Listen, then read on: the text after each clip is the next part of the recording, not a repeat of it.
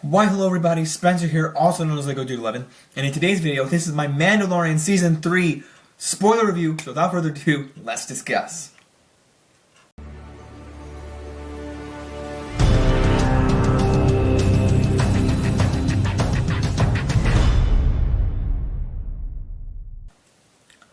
Okay, so first and foremost, as I did mention, this is my Mandalorian Season 3 spoiler review, and I have my nice little shirt my mom did get me for not this specific occasion, but I'm like, heck, I'm gonna wear this for my Season 3 review that's coming out soon. She got it a couple weeks ago, and I'm like, well, when the end of the season comes out, I'll wear it, so I'm wearing it. It has Grogu all over.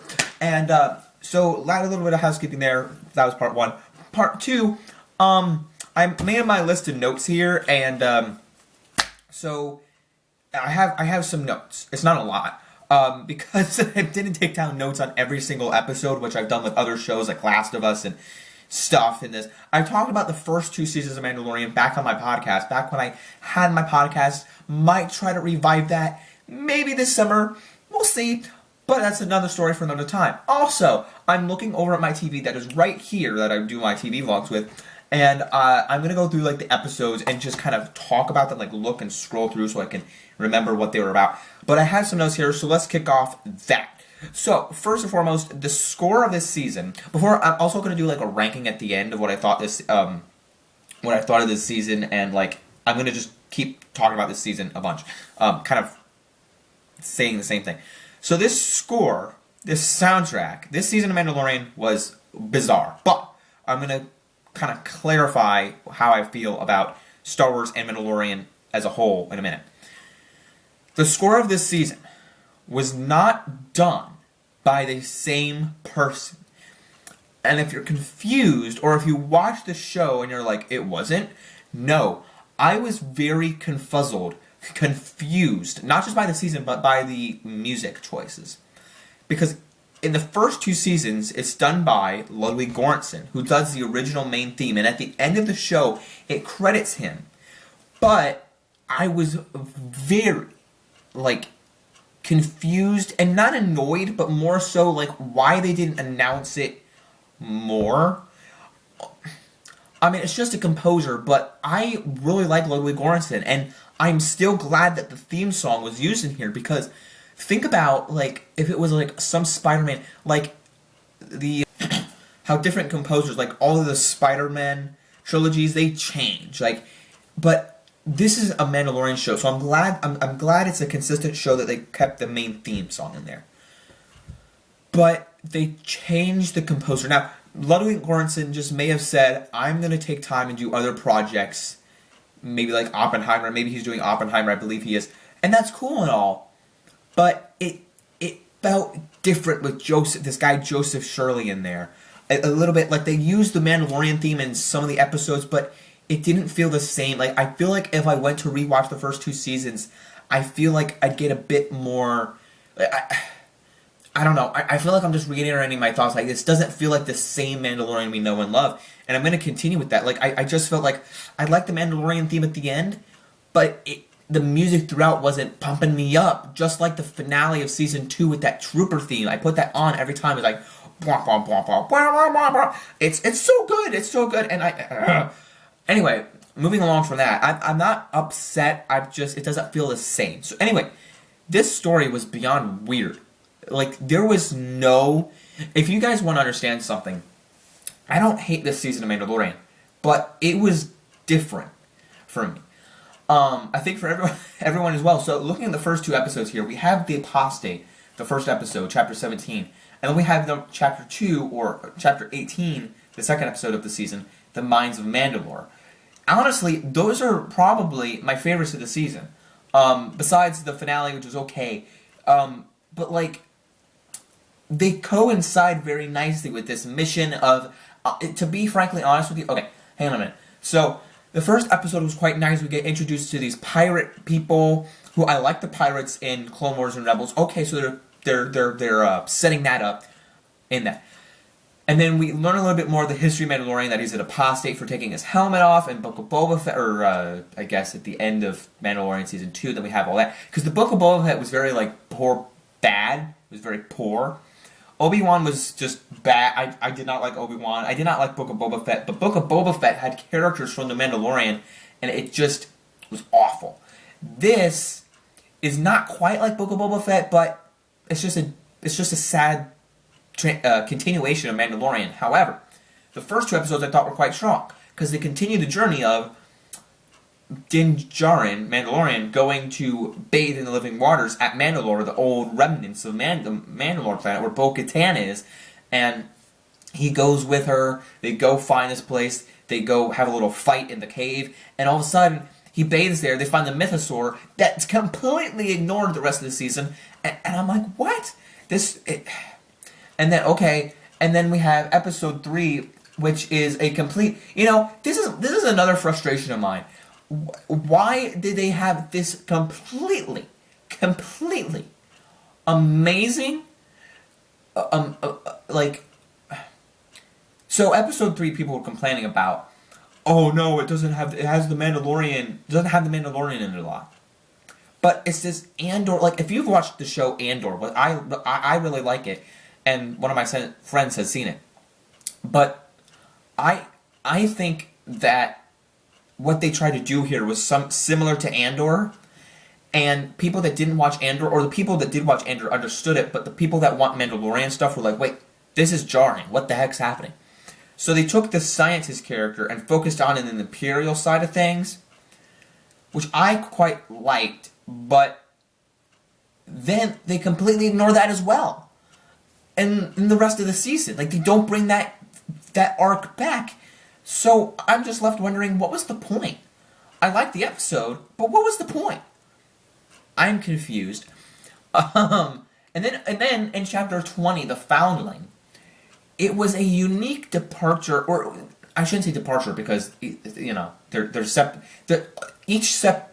The first 2 seasons of Mandalorian have these side missions to them, so they kind of feel like a departure, but they feel like they're getting the job done. That's something else I want to mention here. The first 2 seasons feel like they're getting the job done.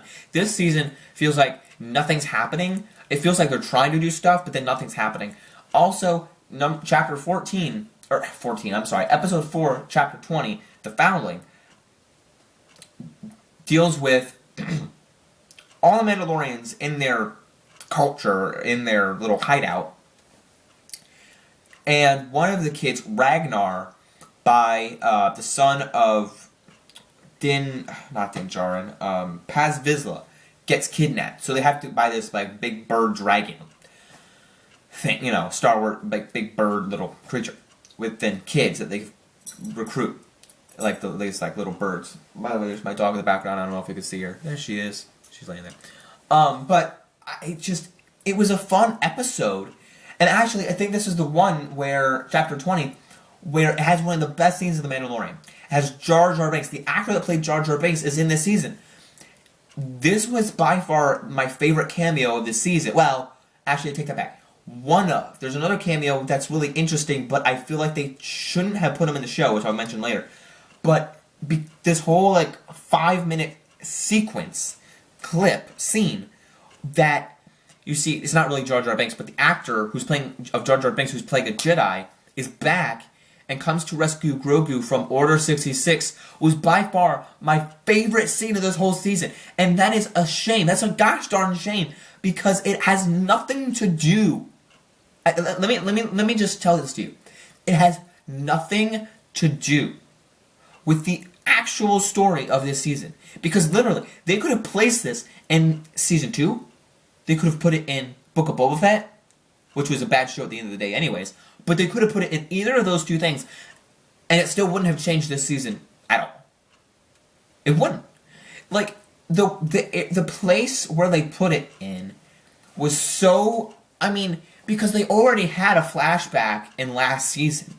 Or not last season. In the Book of Boba Fett, when you see the flashback of Grogu at Order 66, and then it's left cut off by all the Jedis cutting in the door. Or all, no, not the Jedi. Yeah, the Jedi's cutting in the door or something. Or the blaster's happening. And then it cuts away. You don't know who saved him. And I think it's cool who saved him, but the scene was so... It wasn't jarring, but it just was not relevant to the story of Season 3. Don't get me wrong, I like seeing it, but Anyway, that's that episode. I quite like that one. The pirate one I enjoyed. Again, all the episodes I enjoyed. It's just that it made zero sense. So anyway, Chapter 21, The Pirate, was a continuation of Episode 1 where we see the pirates before. And then they invade Navarro, the planet Navarro, where Grief Karga, played by Carl Weathers, is called High Magistrate. Also, another thing I want to mention, by the way, there's the main cast, like Gina Carrero is gone from the other seasons because she made some comments about Star Wars or mean tweets towards Disney. I don't remember what it was. But she's gone now. We have Bo-Katan kind of helping out with them. I like the character, but people are saying, oh, she's like another female lead. I'm like, okay, cool. Like, whatever. Anyway, we have Grief Karga in there who seems to be trying, like, they try to be like, you know, we need to bring this cast member back. So, to just do some random stuff. And he's there to serve no purpose. Like, he's just there as High Magistrate. And it was like he served no purpose at the end of the day, at the end of the season. I'm like, you served no purpose, buddy. What were you doing? Anyway, Chapter 1, The Pirate is quite interesting because they have a little pirate fight. There's a Ugnaught of the who's like Mr. Smee to the Captain Pirate dude. So it was kind of a fun experience to see a little pirate battle. But the end, because then they come out of their cave, like the Mandalorians come out of their cave. And this guy, I think it was the guy who, the head X-Wing dude, like there's a head X-Wing dude that goes to the Mandalorians and is like, we need your help because pirates are invading. And the Mandalorians are like, why is this rebel X-Wing dude coming to us?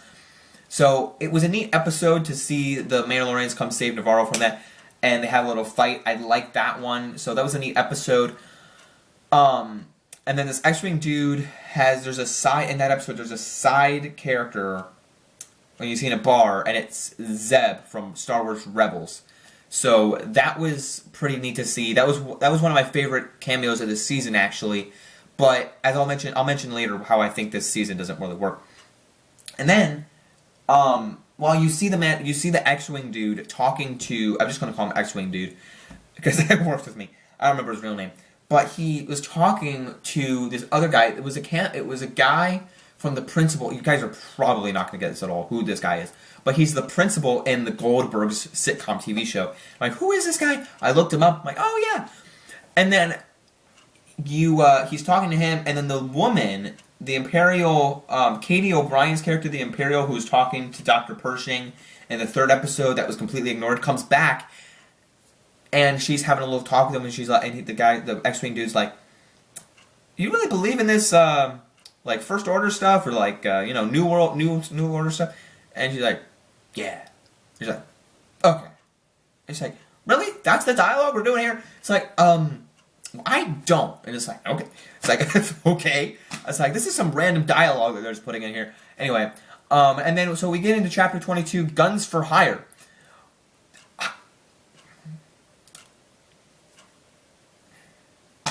I don't know what we were doing in this episode. I really don't know. Except for the last 5 minutes were amazing. Oh my gosh! Like, if you were wanting to watch this episode, you probably can just miss the entire thing except for the last 5 minutes. Like, you're probably good to go. Really, I don't really know what was happening in this episode except for the Mandalorian kicking droids. And then going to a droid bar and then being like, hey, I found this droid tag.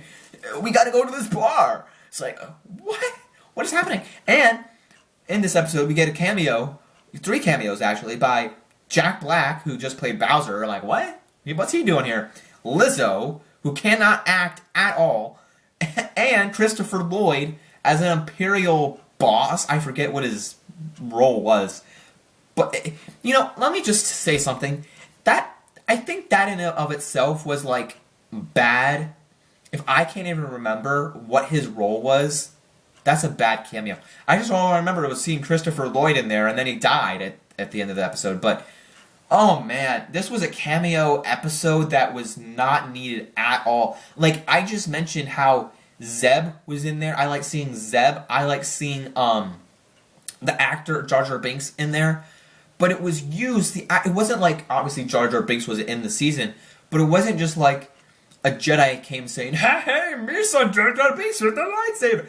Like, that would have been so weird. It wasn't like he even did the Jar Jar voice. It wasn't like, we knew who it was because we had never seen this guy without mocap before. Okay. But this cameo episode was so bad, except for the last 5 minutes. Like, they just took a detour about these droids. Don't get me wrong. I thought it was interesting. I thought it was entertaining. But for what meant, like, they do these side quests. It made no sense. It's like, really, in the last couple episodes, you're trying to talk about, you ended the last episode. The episode before this was about retaking Mandalore. They've been talking about this, right? So what was all this about? And then the last 5 minutes go back to that. I'm like, yes, finally. What were we doing here? Anyway, it was entertaining. Don't get me wrong. I'm not hating on this season. I'm confused. And then we get into the last 2 episodes, which were actually very good, but not satisfying enough. Like, I'm not sure what everyone else's consensus is on this season, because I literally woke up this morning, watched it, ate breakfast, and then went to shower and do this review. So I haven't gotten the time to listen to everybody else's review on this. So, but the first episode, because it's kind of like a two-parter, the finale. It doesn't say to be continued, but in my eyes, it's kind of like a two-parter. The first episode, chapter 23, The Spies, does some neat stuff where you see these I can't even think of the word, like rejects to Bo-Katan, and they come back to help them out in the fight to retake Mandalore. And let me just say something. Finally, we're back to the actual story of this show, or not show, of the season. Okay, cool. We're back there. And then we have some great dialogue. Like, the writing in these last 2 episodes are really good. It's by the same director as the first episode of this season. And we get some great dialogue with Bo-Katan saying, like, or no, it wasn't Bo-Katan. Well, with Bo-Katan about like how to take back Mandalore, like leading the clan, like getting the clan together. All right, cool. And then we get Din Djarin saying, "You're the reason I'm doing this. I'm the reason. Like, you're the reason, Bo-Katan, that I'm still on this journey. Like, I'm still doing this." Oh, and by the way, I'm sorry, I forgot to mention this. Grogu. I have forgot to mention Grogu when I was talking about all the characters, but he just... I'm going to rant a little bit more. He is a moneymaker, okay? I don't care. I don't care. I don't care how distribution companies make money, corporations like Disney. But they suddenly realized, and it was kind of like after Book of Boba Fett, they realized, Jon Favreau and Dave Filoni were like, oh yeah, remember the ending of Season 2 of Mandalorian? Remember when Luke takes him away? Well, in Book of Boba Fett, let's retcon all that. Like, let's ignore that. Let's bring him back. Like, let's make a decision on how he should come back. A shirt and a sword on a lightsaber. Okay. Have him come back, and then make it in Mandalorian Season 3. Make it so the people that didn't watch Book of Boba Fett are so confused. And are like, what the heck's Grogu doing back here? Because he's a big moneymaker. That's why we need him back.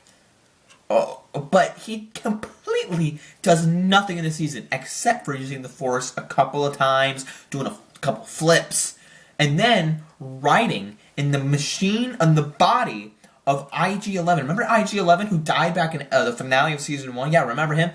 They need to rebuild him because of something important, because of the journey where Mandalorian bathed in the living waters. But you know what happened? That happened within 2 episodes, and then they never used IG-11. And then they rebuild the body for Grogu to use, which was actually used for one of the funniest scenes of the season when he goes, yes, yes, yes, yes, when Grogu's riding in him. I laughed a lot at that. But the usage of it, like, I'm just like, really? This is what you're doing? This is what you're doing? Like, it made me laugh, but I'm just like, why can't Grogu just be himself? I'm like, what's happening? Are we trying to make 2 moneymakers now with Grogu and IG, who's now called IG-12? I'm like, whatever. Whatever. Let me just watch it, please. Okay. let me continue. So I talked about that. I talked about I was talking about the two things.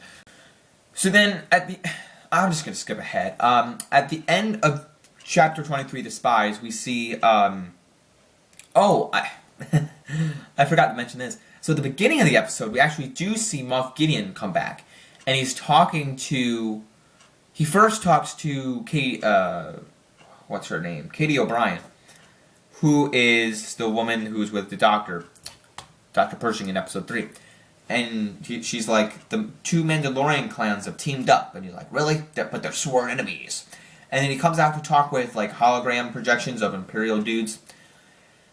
Moff Gideon does. And he's, one of the guys is actually the dad of General Hux from The Force Awakens and the sequel trilogy. I'm like, okay, that's a pretty cool tie-in. But at the same time, I'm like, nobody cares about the sequel trilogy, so why are you doing this? Anyway, it's just a character, and he's there. So, that's pretty neat. And then, they're like, long live the Empire, they gotta take them out, yay! Gotta take out the Mandalorians, yay! And at the end of the episode, we see, what's-his-face, Moff Gideon fly in, or because the Mandalorians are having these fights with Imperial Mandalorians, Mandalorians in the Beskar armor.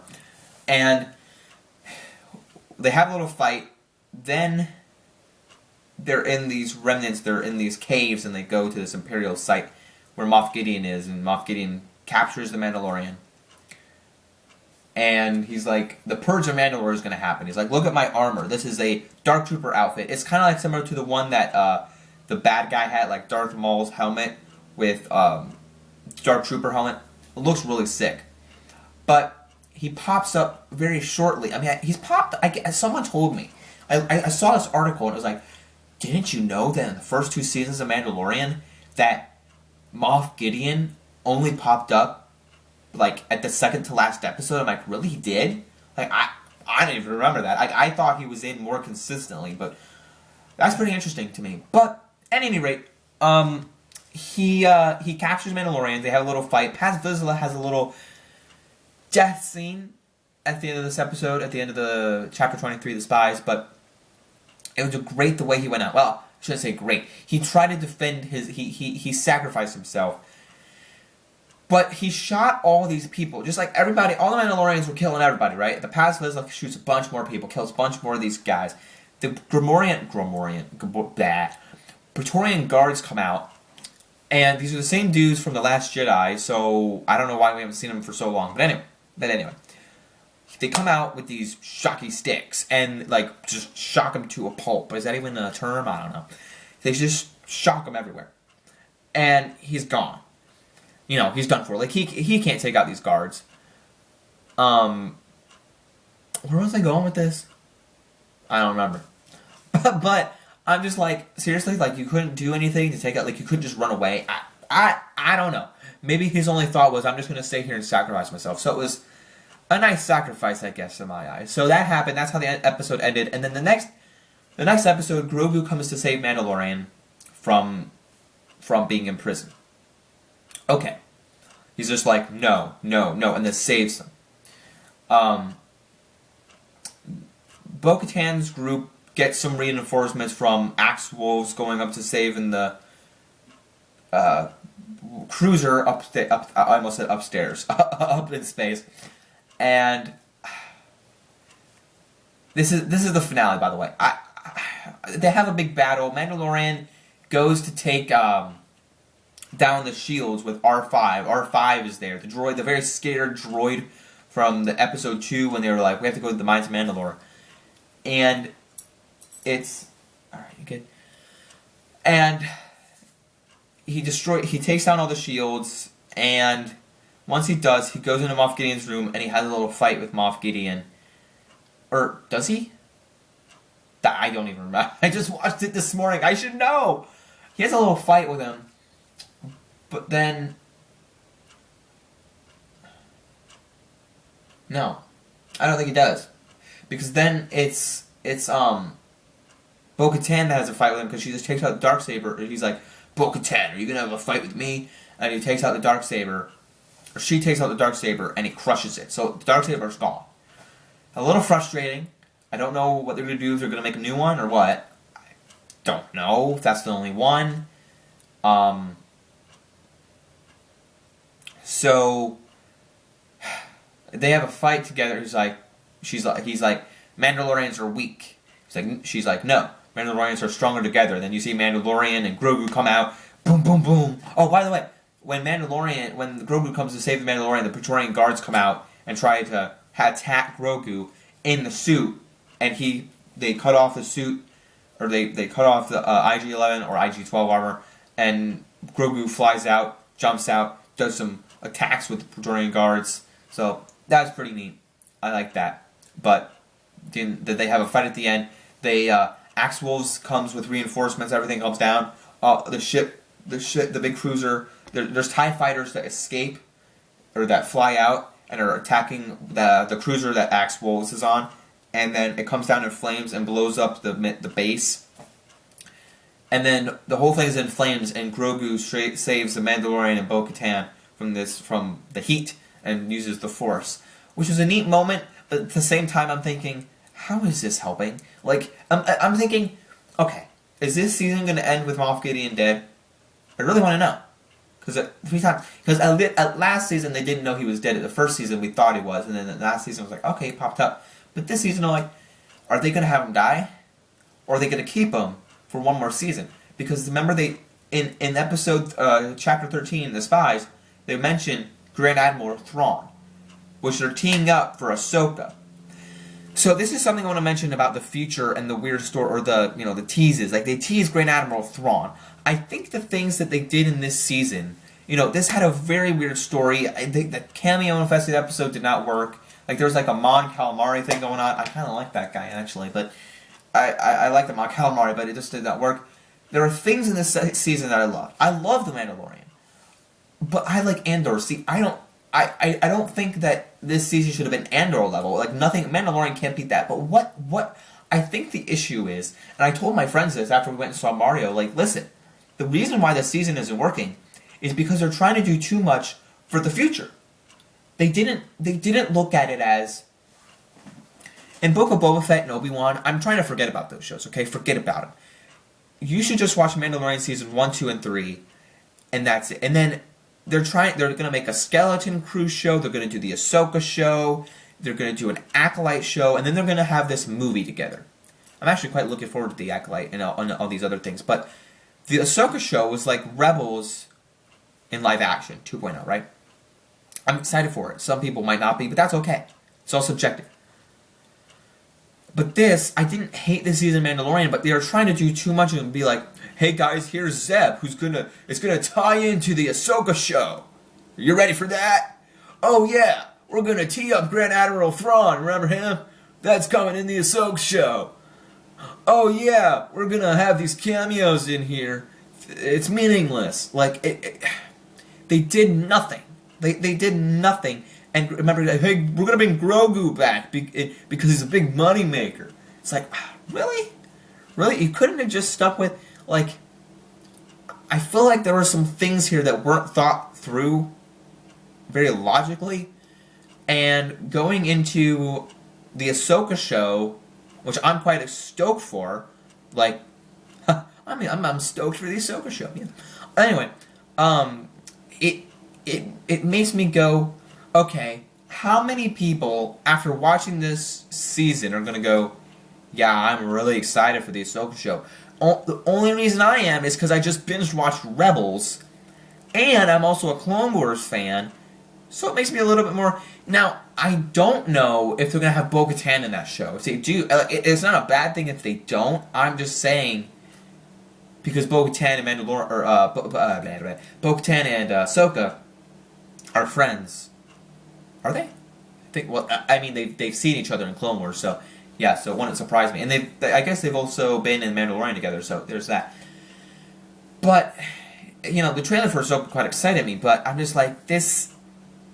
At the end of the day, now it doesn't have to tie into Mandalorian. I am just saying, like, Mandalorian season 4 could be a bump up, but I don't even know if we're getting one. I mean, they said they shot it, but we're getting a movie, and it's like, how long? Because if we get Ahsoka, then Skeleton Crew, then the Acolyte, and then they're saying this movie, this Mandalorian movie, could be 2025, that means they'll have to do this season 4 in 2024. I mean, they could theoretically do it. It's possible. But anyway, at the end of the day, I think Mandalorian season 1 and season 2 are both consistent for me. I mean, they got better. I mean, it's just they're different. They'd probably be on a tie for like an 8 or even 9.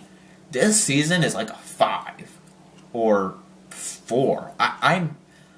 No, it's like a 5. It's right in the middle. I don't want to make a 4 because both Bad Batch season 2 is right. It was right underneath a 5. It was like a 3. Bad Batch season 2 for me was a 3. But this season of Mandalorian is a 5. I'm sorry. I try to be more optimistic. Hey, you might have liked it more than me. Like the finale was fine. Like I don't get me wrong. I liked the finale battle, but the entire season overall, like I don't like to rank things. I kind of do sometimes, but if I was ranking the episodes, I would say that this season is just so hard to rank. I mean, the cameo fested episode would be at the bottom, but anyway, I'm going on too long. Can't you guys tell that I'm a little burned out? I'm a little bit more burned down on Star Wars these days than Marvel. I wonder why that is. It's not about Disney. It's just about Lucasfilm. The Lucasfilm, I am excited for Indiana Jones 5. Anyway, I could go on for this for a while. Don't forget to leave a like, subscribe, stay tuned for more videos, reviews, vlogs, and more here on the Lego Dude 11 channel. Be sure to be part of the family, and as always, don't forget to like. I already said all this. Don't forget to follow me at Boba Fett Jedi Master on Instagram. Link is down below. Don't forget to subscribe. Stay tuned, actually, for my Guardians of the Galaxy vlog and review. It's not coming out for a couple of weeks, or based on this review, it's cut a couple of weeks. Like I'll see the movie like May 5th or so, that weekend. Stay tuned for that. I'm pumped for that movie. But I really love this shirt, but this season was just I really love this shirt. So anyway, don't forget to leave a like, subscribe, follow me, and as always, keep calm, play Lego. Peace out, everyone. Bye.